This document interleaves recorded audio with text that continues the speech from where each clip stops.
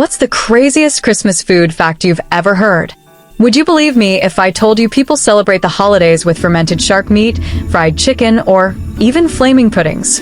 Today, we're diving deep into the most jaw-dropping, weirdest, and absolutely mind-blowing Christmas foods from around the world.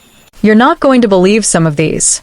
Christmas is a time for feasting, family, and fun, but also some of the strangest food traditions you've never heard of. From sweetbreads shaped like wreaths to shark meat that smells, let's just say, unforgettable, we're uncovering the hidden stories behind the foods that make our holidays so unique.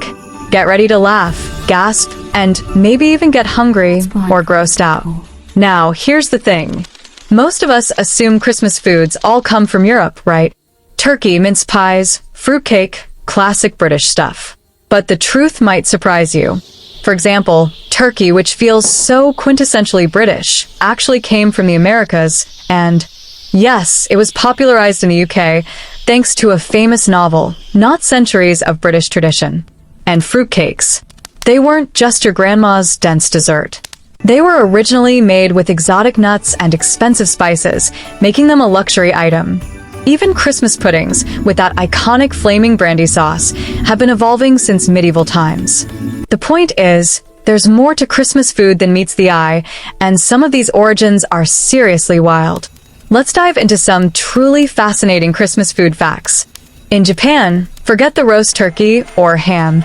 You're more likely to eat KFC fried chicken for Christmas. Yep, that's a real holiday tradition.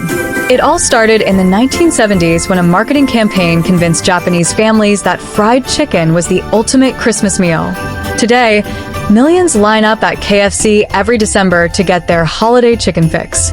Meanwhile, in Sweden, they bake pepperkakor, spicy ginger molasses cookies that are crispy, sweet, and perfect with coffee. But here's a fun fact. The original gingerbread cookies were so expensive they were considered a luxury item, often shaped into elaborate designs and given as gifts.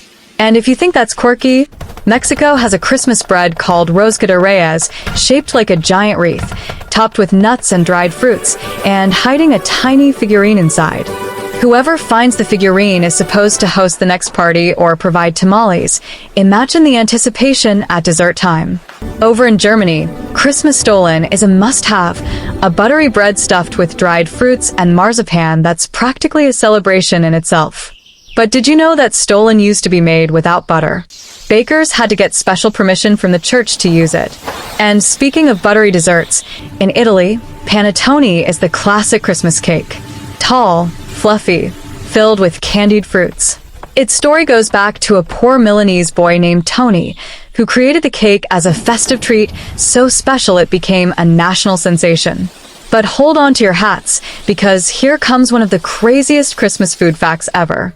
Icelandic hákarl, fermented shark meat. The Greenland shark is poisonous if eaten fresh, so Icelanders ferment it for several months until it's technically edible. The result?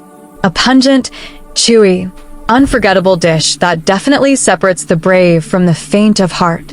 The smell alone can clear a room, but it's tradition, and locals swear by it during the holidays. And if you thought that was extreme, wait until you hear about Norway. They have a Christmas dish called lutefisk, dried white fish soaked in lye until it's gelatinous. Sounds tasty. Well, it's an acquired taste, to say the least, and often served with potatoes, mushy peas, and a lot of courage.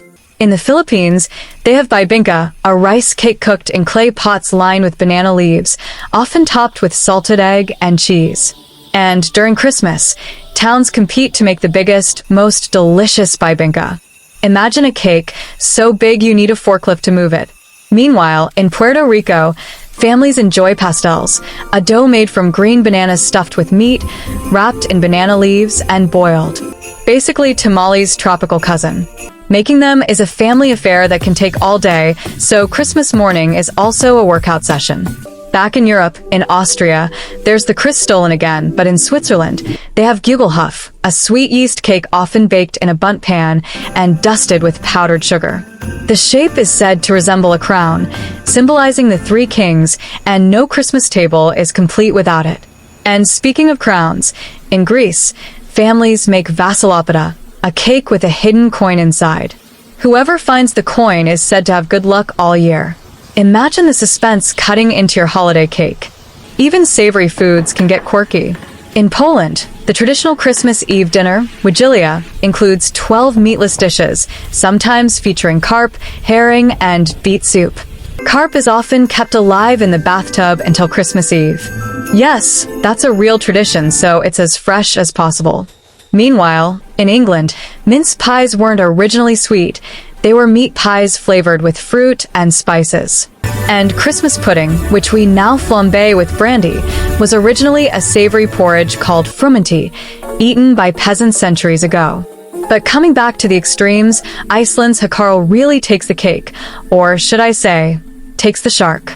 Fermented for months, it can taste like ammonia, and locals eat it with a shot of Brennivin, a local schnapps. Brave tourists try it for the experience, but it's definitely not a crowd pleaser for first-timers. Still, it's a reminder that Christmas foods tell stories of survival, creativity, and cultural pride. So as we've traveled around the world, from KFC in Japan, ginger cookies in Sweden, rosca to reyes in Mexico, stollen in Germany, panettone in Italy, bibinka in the Philippines, lutefisk in Norway, vasilopita in Greece, and of course Icelandic hákarl. One thing is clear, Christmas food is more than just tradition. It's history, culture, and sometimes a little bit of madness. And that's exactly what makes the holiday table so fascinating. So what do you think? Did I blow your mind with some of these craziest Christmas food facts? Have you tried any of these dishes? Or would you dare to try hákarl? Comment below and let me know your wildest Christmas food experience. And if you loved exploring these quirky Christmas adventure, don't forget to check out my other video, Guess the Christmas Dessert. Only true holiday lovers will get 10 over 10, where we mix holiday games with food and laughs. It's guaranteed to make your holidays even more entertaining.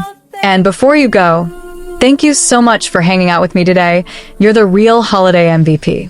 If this video made you smile, laugh, or even raise your eyebrows, make sure you hit that subscribe button.